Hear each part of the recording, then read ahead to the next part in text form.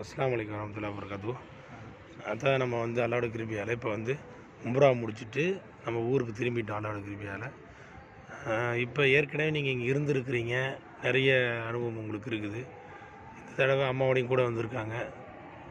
இப்போ இந்த இந்த ட்ராவலில் இப்போ உம்ரா செஞ்சோடைய நிலைமைகள் எப்படி இருந்துச்சு, எதிர்பார்த்த அளவுக்கு இருந்துச்சா இல்லையா, நல்லா சிறப்பாக இருந்துச்சா அப்படிங்கிறத ஒரு அனுபவத்தை கொஞ்சம் சொல்லுங்கள் இன்ஷா அல்லாஹ். ஆமாம், தெரிஞ்சவங்களாம் வந்திருக்காங்க உம்ராவுக்கு பல ட்ராவல்ஸில். அவங்க சில பேர் வந்து தூரமாக இருக்குது, நடந்து போகிற தூரம், சில பேர் ரொம்ப தூரமாக இருக்குது, வண்டியில் தான் வரணும், அந்த மாதிரிலாம் சொன்னாங்க. நமக்கு எப்படி இருக்கும்னு தெரியல, எந்த ட்ராவல்ஸில் போகிறது அப்படின்னு 4-5 ட்ராவல்ஸ் விசாரித்து கடைசியில் நமக்கு தெரிஞ்ச ஆள் மூலிமா நல்லா இருக்கும்ன்ற நம்பிக்கையில் வந்தோம்.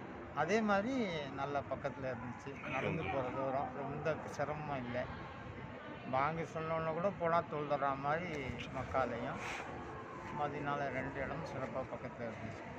அல்ஹம்துலில்லாஹ். ரூம் வசதியும் நல்லா இருந்துச்சு. சாப்பாடும் நம்ம தமிழ்நாட்டு இதில் எப்படி நம்ம வீட்டில் சாப்பிடுமோ அந்த மாதிரி சாப்பாடு தான், எந்த குறையும் இல்லை.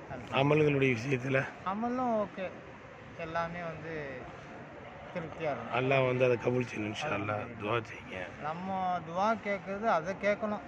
சாப்பாடு விஷயம்லாம் வந்து சாதாரணமாக எதையும் சாப்பிட்றது தான்.